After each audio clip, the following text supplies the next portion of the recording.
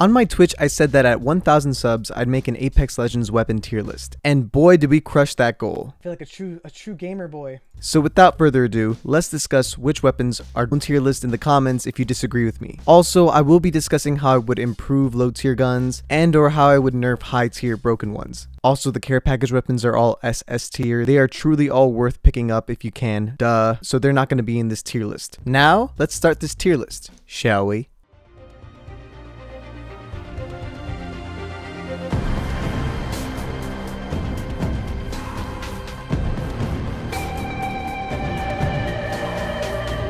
F tier, the worst of the worst. Drop these weapons once you can, it's not worth it. First up in F tier is the Mozambique. Now this gun is iconic in how bad it is. With hammer points, it's devastating in situations, but 100% of the time, any other gun would be a better pick. A simple way to buff the beak is to give it 1 to 2 more shots, but I have a feeling Respawn just doesn't ever want this gun to be good, outside of April Fools.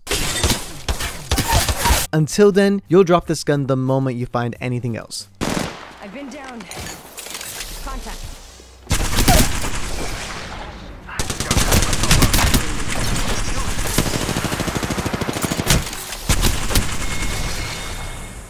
That was the last one.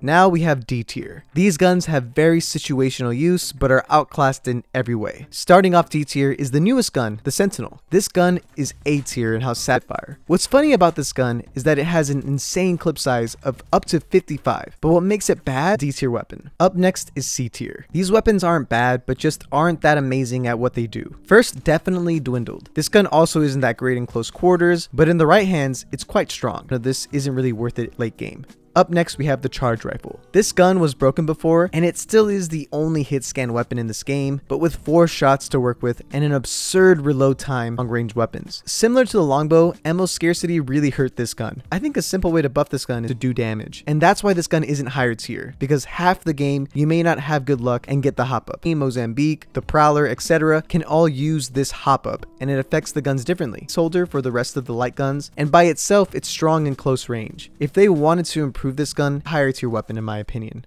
Our next tier is B tier. These guns are strong and can certainly be used exclusive sniper to get early game. And with precision choke, it's also very strong late game. To buff it, I would get rid of precision choke and automatically have it equipped with the option to turn it off and on. This would make the gun great off drop without needing another stinking hop up. Then we have the flatline. Before, when it had ammo receiver, it was also not having any way to greatly improve it, is why I have to put it in B tier. It's just outclassed by every other assault rifle. A simple way that they could improve it is by just giving it access to barrel stabilizers. I think allowing for this gun to essentially be accurate with like a purple barrel stabilizer in long range would do wonders for this gun. But I think there is a better heavy AR, and that is the Hemlock. This gun is incredible in both burst or single fire forms and close or long range. The only thing that holds it back is because it isn't an automatic weapon, which lowers its DPS slightly, because having to rely on burst isn't ideal when people can gun you down easily with better weapons. But don't get me wrong, this gun in the right hands, like Noco Puffs, is a beast, so don't sleep on it. I just think it's just slightly outclassed.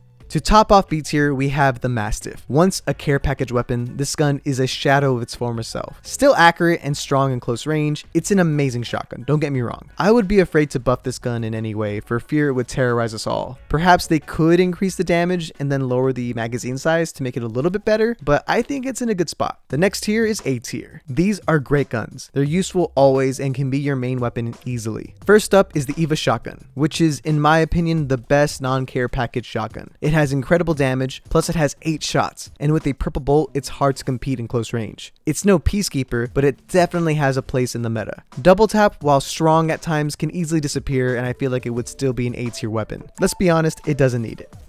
Next up is the Prowler. I think this gun with select fire is S tier. It's stronger than the R9 and its ammo type is better due to its slow effect. But without select fire, it's not bad, but just plays a little bit differently. I just wish Respawn would just let the Prowler free. Let it be automatic and get rid of select fire completely. I hate having to search for it time and time again. Then we can finally see the Prowler shine.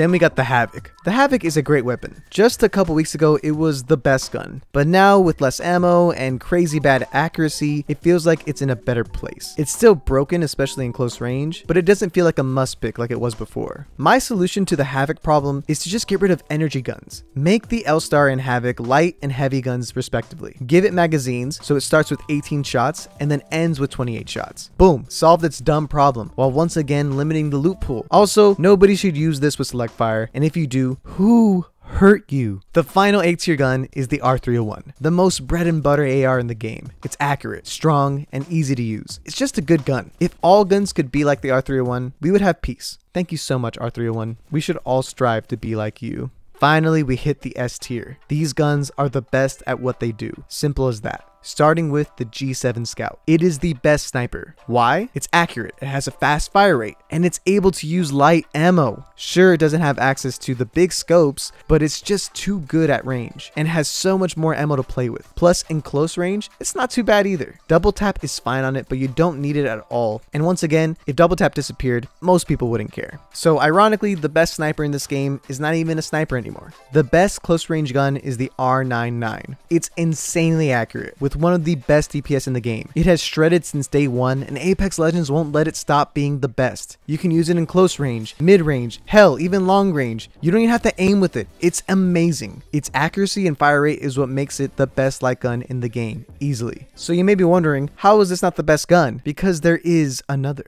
The number one gun in Apex Legends is the Wingman. This gun will always be great. It's been nerfed time and time again, but its sheer burst potential is too strong in all ranges. It doesn't take up any backpack space because it uses very little ammo, it's not reliant on hop-ups, and it's even good when hip fired. No gun can compete against a pro with the Wingman. And now it even has Skull Piercer back, just cementing its throne. If you aren't good with the Wingman, practice. It's worth getting good with. Oh my god, 500 IQ million plays.